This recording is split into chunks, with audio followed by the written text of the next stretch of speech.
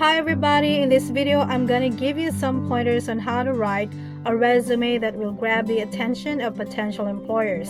It's gonna be easy to read, but it will still contain all the important stuff that school and district admins look for in teachers both in the US and abroad.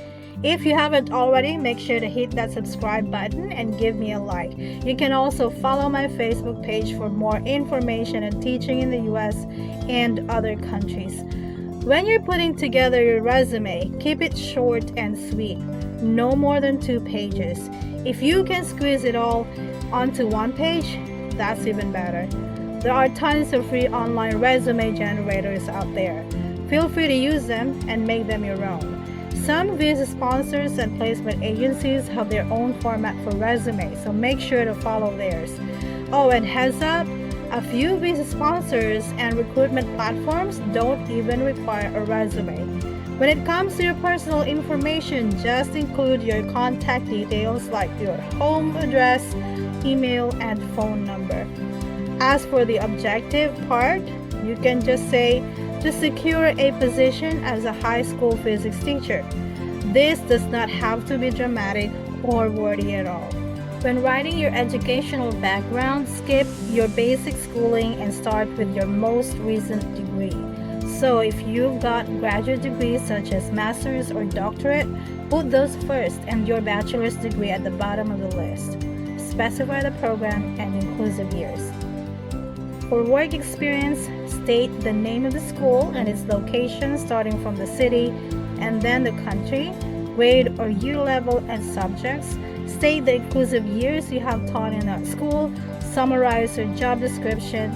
You can mention any extra activities you did as part of your job, like being a class advisor, a coach for a sports team, or a club. Before we dive into the skills section of your resume, I want to mention something that might be helpful to you.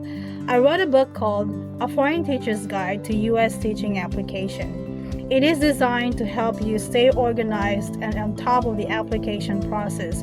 When you're done reading that book, you'll be in the US making your American dream a reality. If you buy the book, I'll throw in a year of coaching through Google Meet and Google Classroom. My coaching program is here to help you navigate the ins and outs of getting a teaching job in the US on a J1 or H1B visa.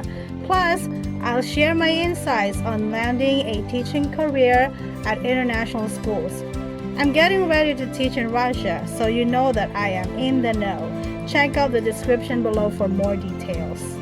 For the skills section, include only the ones that are relevant to the post you're applying for. You can include the teaching programs or curricula you've worked with, like Advanced Placement or AP, International Baccalaureate or IB, Cambridge Common Core State Standards, and New Generation Science Standards, among others. Learning management systems you know how to use. Examples would be Moodle, Canvas, Litmos, Google Classroom, Schoology, and many more. Microsoft Office Suite, Google Workspace, curriculum development, mentoring, club moderating or sponsoring. Make sure to specify the club or the sporting events you're coaching. Public speaking, you can also include that there. Now for the certification, make sure to include the validity period. Here you can share your home country teaching license and any other teaching licenses you have.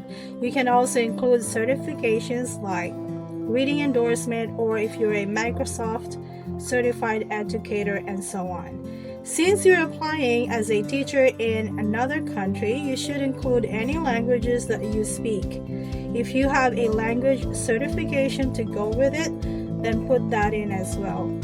And last but not least, if you are required to put a photo, make sure it's a professional looking one. You should use a photo where you are smiling. But please know that you don't have to put a photo if it is not required. So you might be wondering about those training sessions and seminars you've been to.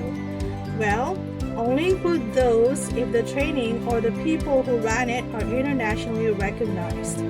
For example, if you went to a training program for IB teachers, that's worth mentioning. Keep in mind that your resume shouldn't be longer than 2 pages. But if you can make it just one page, that's even better. Finally, if the visa sponsor or the recruitment platform has their own format, make sure to follow it. Thank you for watching this video, and I will see you in my next one. Bye!